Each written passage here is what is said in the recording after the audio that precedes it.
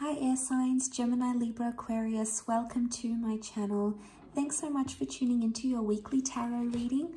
I'm going to be using the Shadowscapes Tarot and we'll see what cards come up for you because it may be relevant into what's going on for you this week in regards to love. So we'll see what's coming up for Gemini, Libra and Aquarius, and also to the cross watchers. If you're dealing with a air sign romantically, then this reading can be for you as well.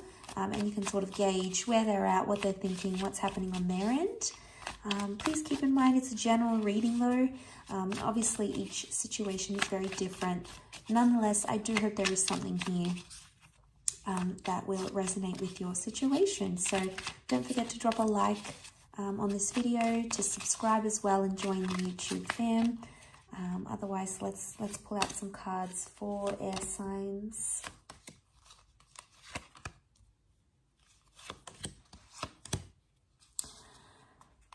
Okay, so the only air card that has come up is the Ten of Swords, air signs. So there's something that you're going through. You know, the Ten of Swords can really be like a complicated issue or a complicated matter that has you distracted, especially with your thoughts. And you might not necessarily be at a really strong point mentally, okay, where you're at. The moon can be anxiety, can also be the sign of Cancer. There may be a Cancer involved. You've got the Taurus, you've got Aries here. And the Nine of Cups, lots of Pisces. So you might be dealing with one of these signs romantically. And maybe if you are, then this is maybe a message more suited for you. But look, the Ten of Swords can be about some sort of ending or something that's beginning. And you can see she's sort of sleeping in her thoughts here. And she's in this place where she's not sure where she's at. So you might feel like you're a little bit lost right now. You know, maybe the connection isn't going how you want it to. Maybe you're not sure what you want. Maybe you've recently ended things. You feel like something doesn't really add up. And you might be, you know, questioning a lot that has happened in your recent past. Might be questioning a lot. Maybe that's happening this week. The High Priestess is here. Now, she keeps secrets. She's the prophetess.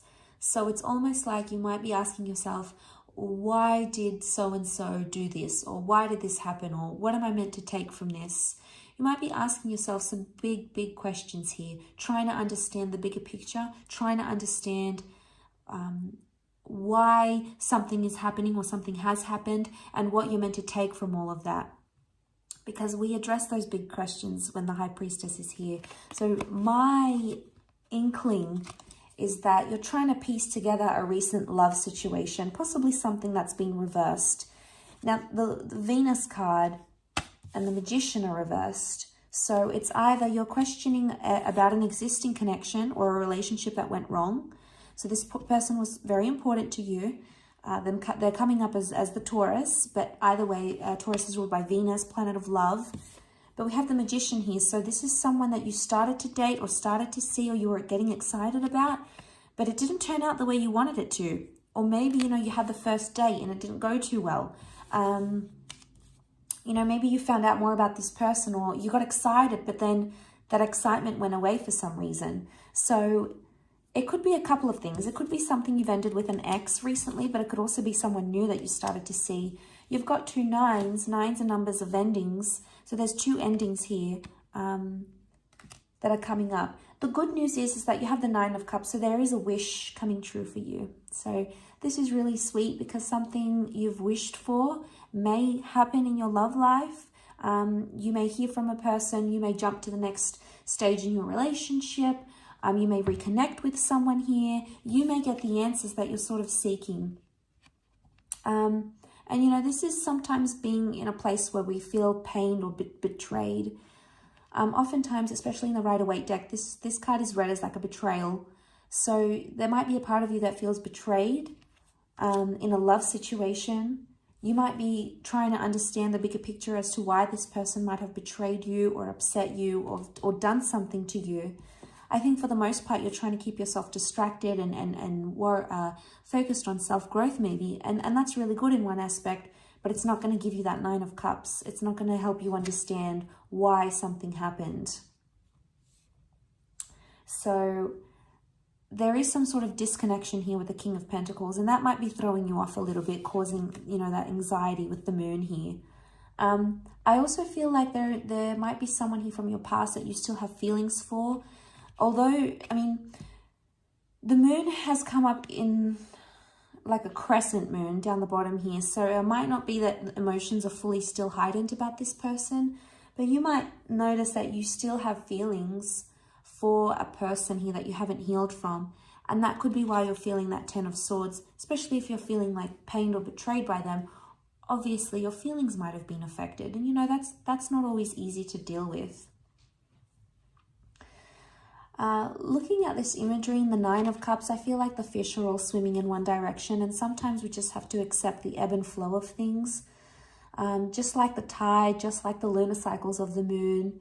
Sometimes it's heightened, sometimes it's high tide, sometimes it's low tide. And so too are the waves. Waves of life, waves of love. And I feel like there's an ebb and flow to what's going on here.